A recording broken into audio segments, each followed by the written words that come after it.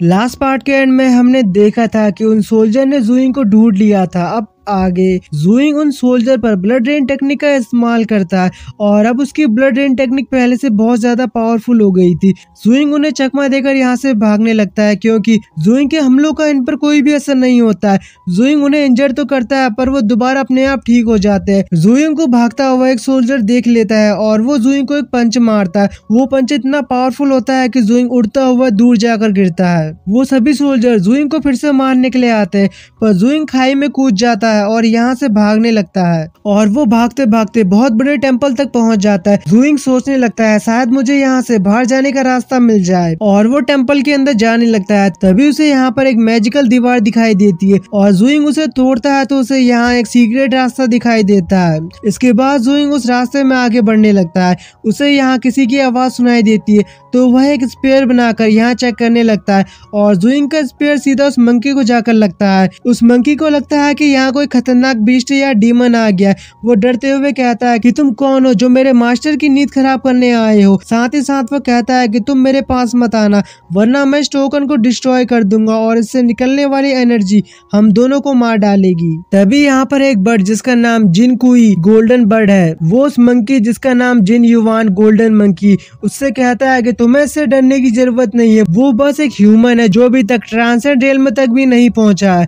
Monkey जुइंग के पास जाकर उसे चारों तरफ चेक करने लगता है और इसके बाद कहता है कि भले तुम इंसानी क्यों ना हो पर तुम फिर भी मेरे मास्टर की नींद खराब नहीं कर सकते हो। जुइंग कहता है अचानक यहाँ आने के लिए मुझे माफ करना। गोल्डन मंकी उससे यहाँ आने की वजह पूछता है। जुइंग कहता है पहले मुझे इस जगह के बारे में बताओ कि यह कौन सी जगह है। गोल्डन मंकी बताता है कि यह जगह अपर वर्ल्ड और अंडरग्राउंड वर्ल्ड के बीच की दुनिया है और यह जगह दुनिया के नियमों से परे है और कोई भी तुमसे पहले आज तक इस जगह को नहीं ढूंढ पाया।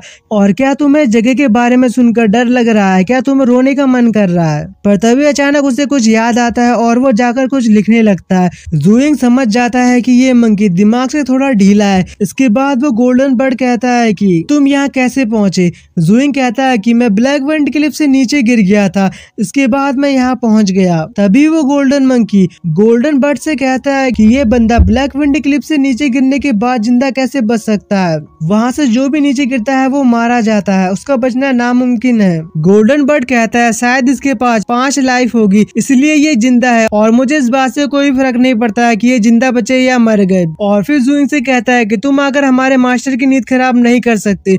जुइंग कहता है कि मैं तुम्हारे मास्टर की नींद खराब भी नहीं करना चाहता और यहाँ से जाने लगता है। पर गोल्डन मंकी उसे रोकते हुए कहता है कि भाई थोड़ी देर रुक जाओ यार, हमने कई सालों से किसी जिंदा इंसान से बातें नहीं करी है, मैं तुमसे बातें करना चाहता हूँ। पर जुइंग यहाँ नहीं रुकता है और यहाँ से जाने लगता है। लेकिन जब गोल्डन मंकी कहता है कि मुझे यहाँ से बाहर जाने का रास्ता पता है तो जुइंग रुक जाता है। गोल्डन मंकी कहता है अगर तुम यहाँ से बाहर जाने का रास्ता जानना चाहते हो तो पहले तुम्हें मुझे हराना होगा। लेकिन तभी व्यू चेंज होता है और हम मोयांग फैमिली के पैलेस को देखते हैं। इसके बाद हम मोयांग फैमिली के लीडर मोयांग की को देखते हैं। अब यहाँ पर मोचैंग भी आ जाता है। वो मोयांग की को ग्रीट करता है। मोयांग की उससे पूछती है कि क्या जुइंग के मरने की खबर सच है?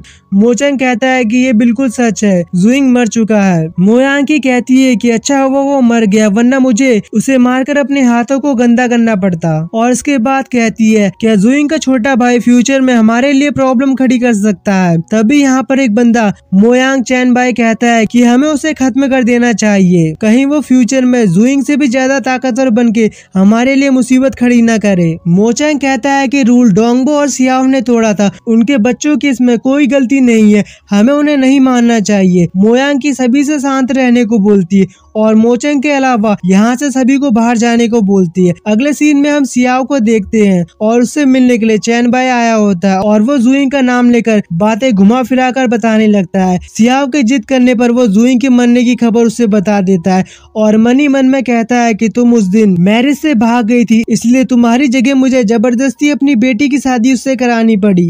मैं चाहता हूँ कि तुम्हारी जिंदगी मौत से भी बदतर हो। जुइंग की मौत की खबर सुनकर सियाओ बहुत दुखी हो जाती है। इसके बाद वो बाहर आ जाता है। तभी यहाँ पर मोचेंग भी पहुँच जाता है। वो चैन बाई से पूछता है कि तुम यहाँ क्या कर रहे हो। चैन बाई कहता है, एक एल्डर होने के नाते मैं सियाओ को उसके बेटे के मरने की खबर देने आया था। पर मोचेंग को इसके गलत इरादों के बारे में पता था और मोचेंग गुस्से में उस पर अटैक करने ही वाला था कि तभी उसे सियाओ के कमरे से बर्फ का झोंका निकलता दिखाई देता है और वो सियाओ के पास जाने लगता है। मोचेंग देखता है कि सियाओ के चारों तरफ आइस का बैरियर बन गया है और उसके बाल भी ब्लैक से व्हाइट हो गए हैं। मोचेंग सियाओ को उस आइस में से बाहर निकालता है और फिर व्यू चेंज होता है और हम जुइंग और गोल्डन मंकी को देखते हैं।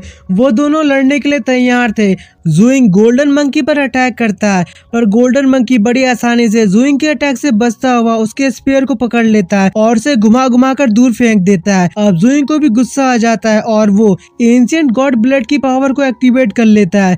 ये देखकर गोल्डन मंकी कहता है कि ये तो एंशिएंट गॉड ब्लड लाइन है और फिर गोल्डन बर्ड से कहता है कि मैं पहले से जानता था इस लड़के में कुछ तो खास बात है। गोल्डन बर्ड कहता है कि तुम्हें बातें करने से ज्यादा लड़ाई पर ध्यान देना चाहिए। इसके बाद गोल्डन मंकी थंडर चेन को बाहर निकालता है और जुइंग पर अटैक कर देता है। जुइंग वो थंडर चेन से बचने की कोशिश करता है पर एक चेन सीधा जाकर उसे लगती है और जुइंग पीछे गिरता हुआ जाता है। इसके बाद जुइंग दोबारा गोल्डन मंकी पर अटैक करने जाता है। गोल्डन मंकी अपने हाथों में थंडर को इकट्ठा करके उससे जुइंग पर हमला करने लगता है और जुइंग को इन अटैक से बचने में बहुत मुश्किल हो रही थी।